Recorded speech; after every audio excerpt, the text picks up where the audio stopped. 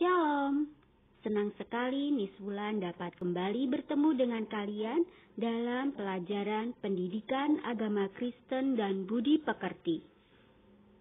Tema pembelajaran kita hari ini adalah berubah menjadi baru. Tujuan pembelajaran kita hari ini adalah kalian dapat menjelaskan alasan perlunya perubahan diri. Kemudian dapat menceritakan pengalaman kalian masing-masing mengenai perubahan diri.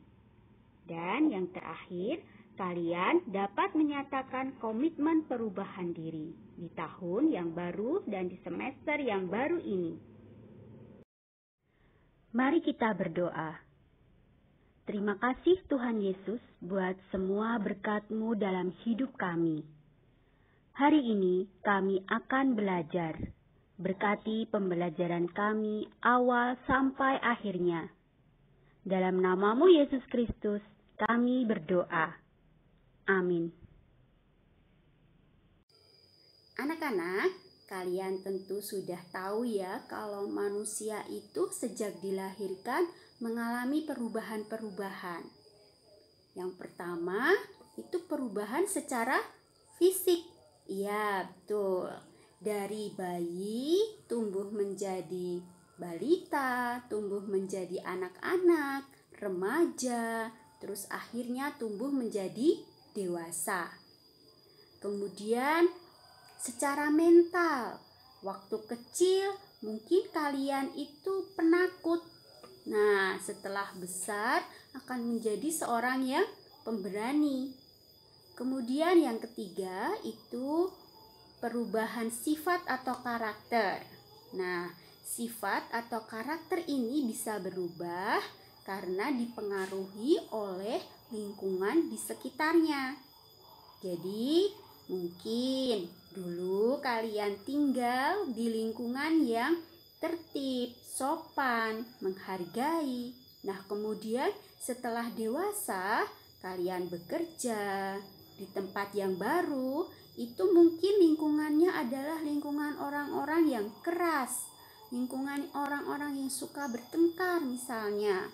Nah, kalau kalian tidak bisa membawa diri kalian, tidak bisa menjaga diri kalian, maka sifat atau karakter kalian bisa ikut terpengaruh. Kemudian ada pertanyaan. Mengapa manusia perlu perubahan diri? Alasan mengapa manusia memerlukan perubahan diri adalah: pertama, perubahan diri sangat diperlukan oleh manusia agar menjadi tertata, dewasa, dan bertanggung jawab. Yang kedua, perubahan diri manusia akan berdampak pada orang lain. Oleh karena itu, hendaknya perubahan kita merupakan perubahan yang menjadi lebih baik, bukan malah sebaliknya. Dan yang ketiga, perubahan diperlukan agar kita tidak dipenuhi dengan pikiran-pikiran negatif atau pikiran jahat terhadap sesama kita. Manusia diciptakan Tuhan sebagai makhluk individu dan makhluk sosial. Oleh karena itu, jika kita mau orang lain menghargai kita, maka kita pun harus menghargai mereka. Hari ini kita akan belajar mengenai tokoh Alkitab yang mengalami perubahan setelah bertemu dengan Yesus. Mari kita simak sama-sama Kisah Para Rasul pasal 9 ayat 1 sampai dengan 9. Saulus menjadi Paulus. Komik Alkitab Anak. Saulus menjadi Paulus. Sumber dari Alkitab Perjanjian Baru. Kisah Para Rasul pasal 9 ayat 1 sampai 19. Waktu itu, Tuhan Yesus naik sudah ke surga, dan para murid kembali ke kota Yerusalem. Tapi ada orang jahat, dia tidak suka orang Kristen. Namanya adalah Saulus, dia tidak percaya Tuhan Yesus. Saulus ingin mencari dan menangkap semua orang Kristen laki-laki dan perempuan. Suatu hari ketika Saulus pergi ke kota Damsyik, ada sinar terang muncul dan dia rebah ke tanah. Ada suara bertanya, "Saulus, Saulus, mengapakah engkau menganiaya aku?"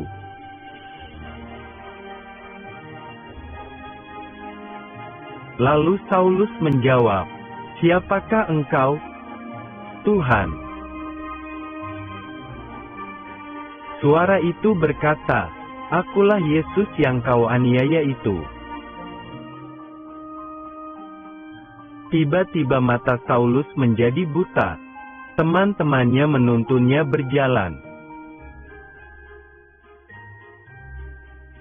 3 hari kemudian, Tuhan menyuruh Ananias untuk menyembuhkan mata Saulus yang buta.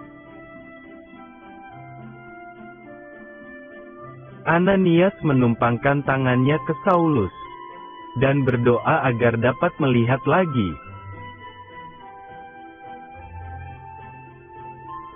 Lalu ada selaput yang jatuh dari matanya, dan Saulus dapat melihat lagi. Kemudian Ananias membaptis Saulus dan makan agar kekuatannya pulih. Saulus tinggal bersama murid-murid Tuhan Yesus untuk berdoa dan belajar firman Tuhan.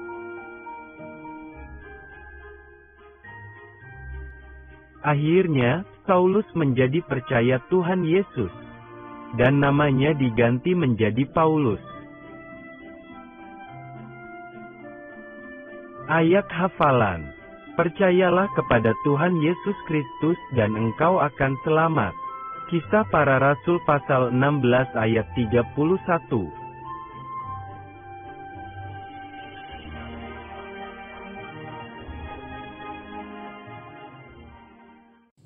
Kita bisa belajar dari kisah Saulus menjadi Paulus tadi. Saulus mengalami perubahan, menjadi orang yang lebih baik dan percaya kepada Yesus, serta melayani Tuhan dalam hidupnya. Perubahan tidak akan terjadi bila tidak ada kemauan yang sungguh-sungguh dari orang tersebut. Kemauan untuk merubah sikap, hati, pikiran, dan perbuatan dari yang tidak baik menjadi baik. Seseorang yang sudah berubah menjadi baru dijadikan ciptaan baru. Sebagai ciptaan baru, maka harus bisa meninggalkan kehidupan yang lama. Maka, milikilah komitmen perubahan diri. Anak-anakku yang terkasih dalam Kristus, apa yang dapat kita simpulkan dari pelajaran kita hari ini? Perubahan menjadi kebutuhan bagi setiap orang agar menjadi manusia yang lebih baik. Hal itu ditandai dengan perubahan pikiran, perubahan kata-kata, perubahan sikap, dan perubahan-perubahan yang semakin sesuai dengan kehendak Allah. Tuhan menolong dan memberi kesempatan kepada kita untuk berubah dan menjadi manusia baru. Anak-anakku yang terkasih dalam Kristus, demikian pembelajaran kita hari ini mengenai berubah menjadi baru. Semoga di tahun yang baru ini, di semester yang baru ini, kita menjadi pribadi-pribadi yang semakin sesuai dengan kehendak Allah. Tuhan Yesus memberkati.